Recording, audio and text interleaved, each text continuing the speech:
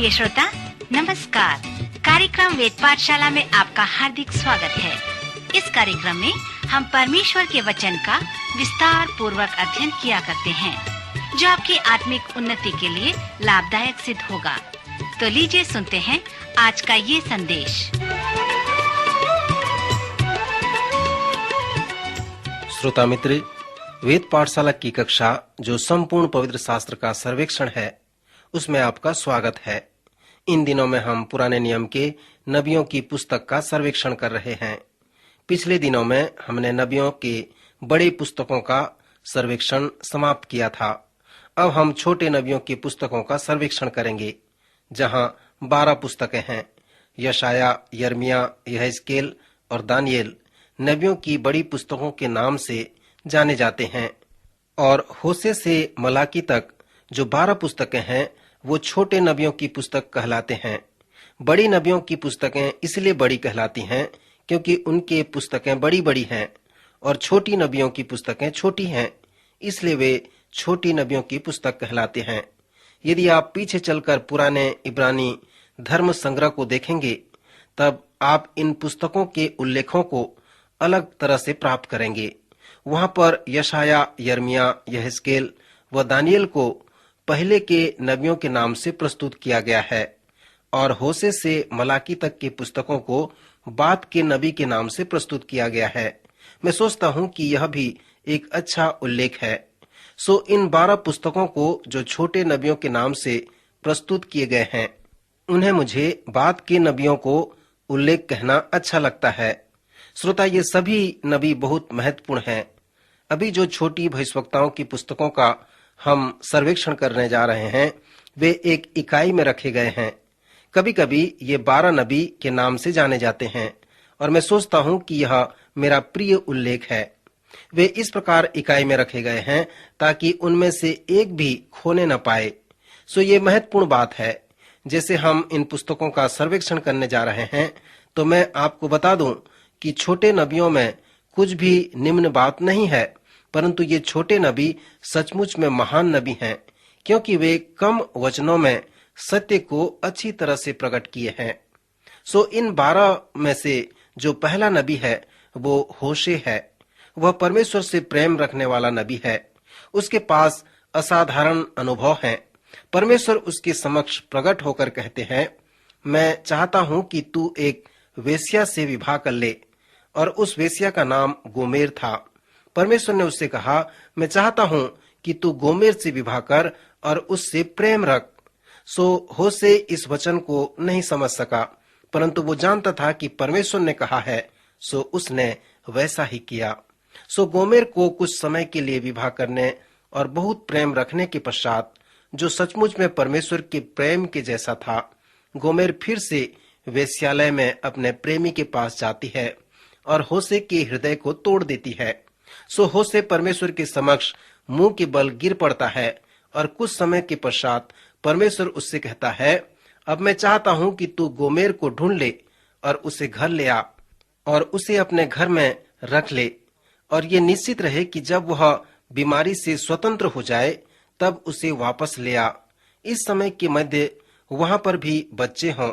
फिर परमेश्वर ने उससे कहा, अब तू गोमेर और बच्चों को अपने पास ले आ, और उसी प्रकार उस स्त्री से प्रीति रख कि वह पृथ्वी पर बहुत अधिक धर्मी स्त्री है। अब फिर एक बार होशे इसे नहीं समझ सका, परंतु परमेश्वर के कहे अनुसार उसने गोमेर को घर ले आया। जीवन के इस अनुभव में जाने के बाद होशे को परमेश्वर द्वारा आदेश मिला कि वह परमेश्वर के प्रेम का नबी बने। परमेश्वर ने होशे को आदेश दिया कि वह इस्राएल को परमेश्वर के प्रेम का प्रचार करे। श्रोता मित्र, होशे व आमोस ही केवल ऐसे 2 नबी हैं जिन्होंने उत्तरी राज्य में इस्राएलियों को प्रचार किया, और प्राय अन्य सभी नबियों ने दक्षिणी राज्य में यहूदा के लोगों को प्रचार किया। योना ने नीनवे में सेवकाई किया, जो उत्तरी राज्य का राजधानी था, परंतु योना न तो उत्तरी राज्य में और न ही दक्षिणी राज्य में सेवा किया। जब आप नबियों की सेवकाई का अध्ययन करेंगे कि वे किन किन राज्यों में सेवा कार्य किए, तो आप इस निष्कर्ष में पहुंचेंगे कि केवल 2 नबी अर्थात होशे और आमोस ही उत्तरी राज्य में सेवकाई के कार्य को पूरा किया। होशे उत्तरी राज्य में जाकर भविष्यवाणी की बड़ी सेवकाई को पूरा किया और उसी प्रकार आमोस ने भी किया। जब हम आमोस की पुस्तक का सर्वेक्षण करेंगे तब हम देखेंगे कि आमोस दक्षिण में रहता था। वह कोई नबी नहीं था। जब वह नबी के लिए बुलाया गया तब वह एक चरवाहा व अंजीर चुनने वाला व्यक्ति था, परंतु उसने परमेश्वर की बुलाहट को सुना कि उत्तरी राज्य में जा और भविष्यवाणी का महान प्रचार कर। अनेक समय वहां के स्थानीय लोगों ने उसे कहा, अपने घर जाओ और अपना कार्य करो। होशे उत्तरी राज्य में वहां के एक विश्वासी के रूप में रहने लगा। उत्तरी राज्य के असूर की बंधुआई में होशे ने प्रचार किया। जब वह इस्राएल के उत्तरी भाग में प्रचार कर रहा था तो वह सचमुच में परमेश्वर के प्रेम का प्रचार कर रहा था। एक दिन मेरे मन में आया कि यद्यपि मुझे स्वतंत्रता है, फिर भी मेरे पास परमेश्वर के प्रेम के संबंध में एक भी पुस्तक नहीं है। श्रोता, आप परमेश्वर के प्रेम के संबंध में कितने पुस्तक पढ़े हैं? मैं सोचता हूँ कि परमेश्वर के प्रेम के संबंध में हमारे पास अनेक पुस्तक होने चाहिए, क्योंकि यह एक महत्वपूर्ण विषय है। होशे की पुस्तक परमेश्वर के प्रेम के विषय की एक पुस्तक है। जब उत्तरी राज्य परमेश्वर की प्रजा परमेश्वर को त्याग दिया और सब प्रकार के पाप में जीवन व्यतीत करने लगा, तब होशे ने उन्हें परमेश्वर के प्रेम का प्रचार किया। वे मूर्ति पूजा करने लगे। उत्तरी राज्य के लोगों के लिए यह आत्मिक व नैतिक रूप से बड़ा कठिन समय था। होशे ने परमेश्वर के प्रेम के विषय में प्रचार कर लोगों को सावधान किया। उसने गोमेर और अपने व्यक्तिगत जीवन के विषय में बताया। उसने बताया कि परमेश्वर की बुलाहट व आज्ञा के लिए गोमेर को कैसा अप्रतिबंध प्रेम मिला। फिर उसने ये भी बताया कि कैसे गोमेर अपने प्रेमी के पास वापस चली गई और उसका दिल दुखाया। उसने उन्हें यह भी वर्णन किया कि कैसे परमेश्वर ने उससे कहा, जा गोमेर को ले आ और फिर से उसे प्रीति रख। सो जब होशे अपने विषय में बताने के बाद वो इस प्रकार से प्रचार करता रहा कि इस तरह से परमेश्वर तुम्हारे विषय में सोचता है। वो कहता है, जिस प्रकार गोमेर ने मेरे साथ किया है उसी प्रकार तुम भी मूर्ति पूजा करके परमेश्वर के साथ किए हो। तुम्हारे मूर्ति पूजा का कार्य आत्मिक रूप से व्यभिचार के कार्य के जैसा है। तुम विश्वास योग्य नहीं ठहरे। जब तुम अनैतिक रूप से जीवन व्यतीत करते हो और सांसारिक वस्तुओं में अपना मन लगाते हो तो आत्मिक रूप से तुम व्यभिचार करते हो। सो जिस प्रकार गोमेर ने मेरे साथ किया उसी प्रकार तुमने परमेश्वर के साथ किया है। सुमित्र, होशे नबी का महत्वपूर्ण संदेश यही था। जब हमने विलाप गीत की पुस्तक का सर्वेक्षण किया था तब मैंने बताया था कि पुराने नियम के नबी दंड, सर्वनाश व अंतिम समय के विषय में जानते थे। उन्होंने सचमुच में आशा के संदेश की भविष्यवाणी की थी। जैसे हम 12 छोटे नबियों का सर्वेक्षण करेंगे तो इस बात का ध्यान रखें कि वे सब परमेश्वर के प्रेम का प्रचार किए।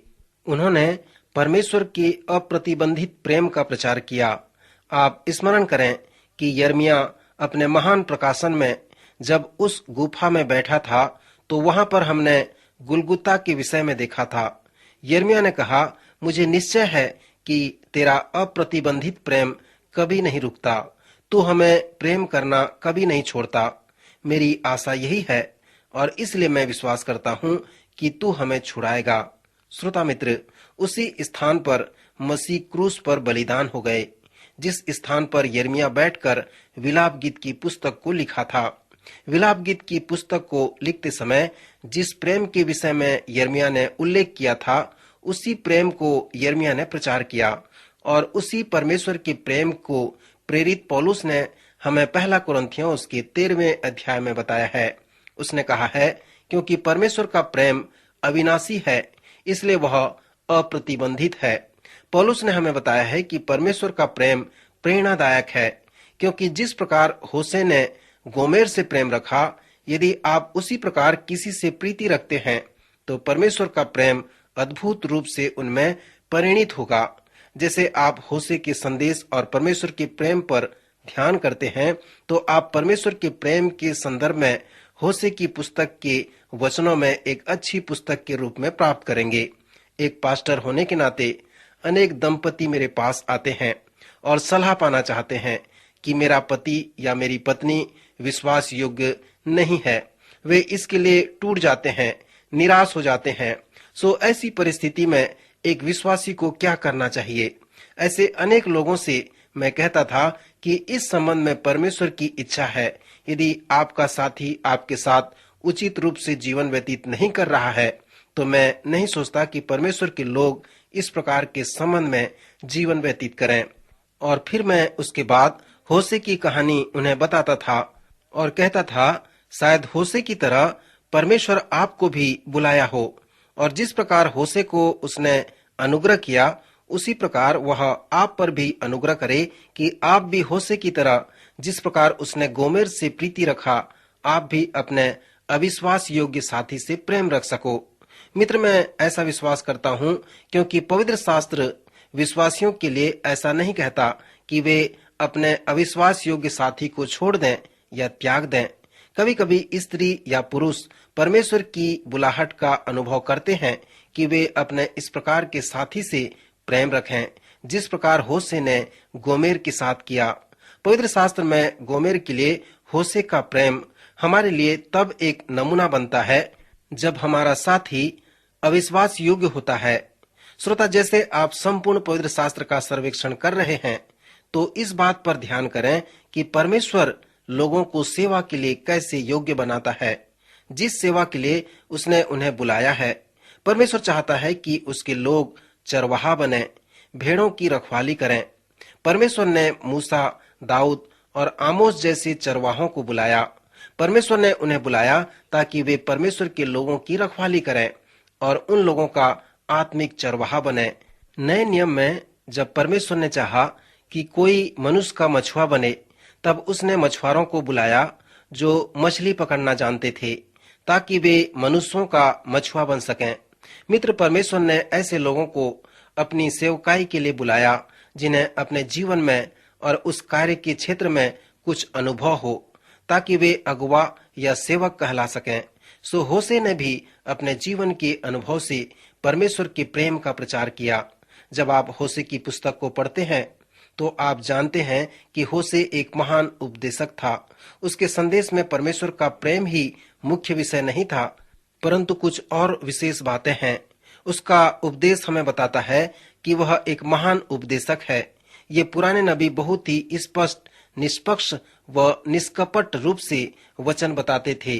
कभी कभी वे यिर्मयाह व यहेजकेल के जैसे चिन्हित प्रचार भी किया करते थे। श्रोता मित्र, समय समाप्त हो रहा है। कृपया होशे के उपदेश को अवश्य पढ़ें, आपको आशीष मिलेगी।